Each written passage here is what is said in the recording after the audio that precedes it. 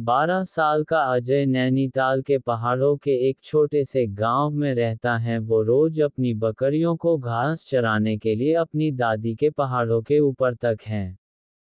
और ऐसे ही रोज की तरफ एक दिन अजय अपनी दादी के साथ अपनी बकरियों को घास चराने के लिए गए था।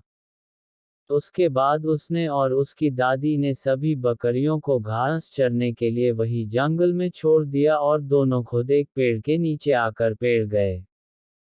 वहां बैठे बैठे अभी उन्हें थोड़ा ही समय हुआ होगा, तभी अजय ने अपनी दादी से कहा, दादी कोई कहानी सुनाओ ना। फिर अजय की दादी ने कहा, नहीं अजय अभी नहीं, अभी मैं थोड़ा आराम कर लूं फिर उसके बाद सुनाऊंगी। पर अजय ने फिर जिद करते हुए कहा, नहीं दादी मुझे अभी सुनाओ, मुझे अभी ही सुनने का मन है।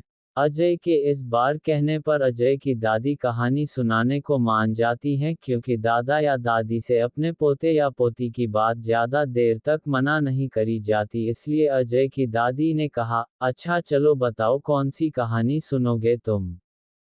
फिर अजय ने खुश होते हुए कहा, दादी भूत वाली। पर दादी, वो कहानी असली की होनी चाहिए। फिर अजय की दादी ने थोड़ा सोचते हुए कहा, अच्छा चलो सुनो, ये बात इसी पहाड़ की है, इस पहाड़ के ऊपर जो वो पुरना खंडहर है ना, उसकी बात है। तभी अपनी दादी की बात बीच में ही काटते हुए अजय ने कहा, पर दादी वो खंडहर किसने बनवाया है। फिर अजय की दादी ने कहा, ये तो पता नहीं बेटा, पर कहते हैं वो खंडहर लगभग 200 साल पुराना है और लोग ये भी कहते हैं कि उस खंडहर में पहले एक परिवार रहा करता था, पर एक दिन पता नहीं कैसे उनके घर में आग लग गई और उस घर के सब लोग जलकर मर गए।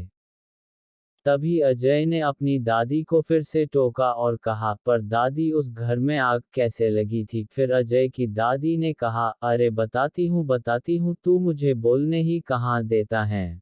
फिर अजय ने कहा, चलो दादी मैं अब बीच में कुछ नहीं बोलूंगा। फिर अजय की दादी ने हल्का सा मुस्कुराया और कहा, बेटा ये भी नहीं पता, मगर कुछ लोग कहते हैं कि किसी ने रात में उस घर में आग लगा दी और दरवाजा बाहर से बंद कर दिया ताकि कोई वहां से बाहर ना निकल पाए। और फिर उस घटना के बाद कई लोगों ने उस खंडहर के पास एकदम जले हुए लोगों को घूमते हुए देखा और उनको देखकर ऐसा लग रहा था जैसे उनके शरीर में आग जल रही हो।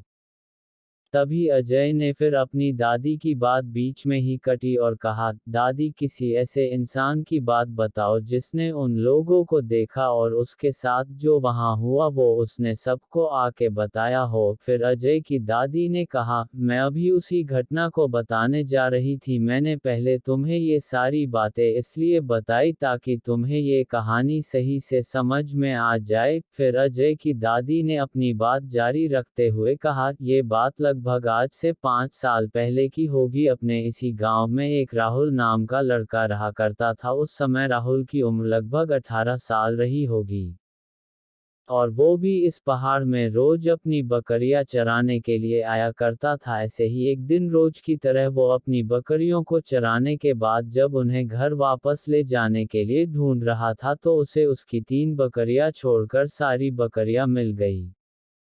पर उसे उसकी वो 3 बकरियां कहीं नहीं दिख रही थी। पर वो लगातार अपनी बकरियों को ढूंढते हुए पहाड़ के ऊपर की तरफ चले जा रहा था। तभी उसे उसकी एक बकरी दिख जाती है। उसके बाद वो तुरंत भागता हुआ अपनी उस बकरी के पास जाता है और वो अपनी उस बकरी को डंडे से मार के नीचे की तरफ भगा देता है। उसके बाद वो सोचता है कि उसकी एक बकरी यहाँ है तो इसका मतलब यही होगा कि बाकी की 2 बकरियां भी यही होंगी या फिर और ऊपर की तरफ ही होंगी।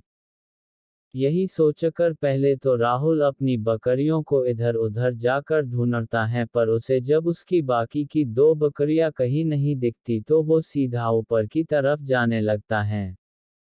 वो ऊपर की तरफ जा तो रहा था पर उसे थोड़ा डर भी लग रहा था, क्योंकि उस खंडहर के बारे में पूरे गांव को पता था कि वो खंडहर कितना भयानक है। पर राहुल एक निडर लड़का था, इसलिए वो अपनी बस 2 बकरियों के लिए वहां जा रहा था जहां जाने से पूरे गांव के लोग डरते थे। राहुल ऊपर की तरफ लगातार चले जा रहा था पर उसकी वो 2 बकरियां कहीं भी नजर नहीं आ रही थी। और वो चलते चलते उसी खंडहर के पास जैसे ही पहुंचा तो उसे उस खंडहर के अंदर से ऐसी आवाज सुनाई दे रही थी जैसे कोई उस खंडहर के अंदर हो और वो इधर उधर चल रहा हो।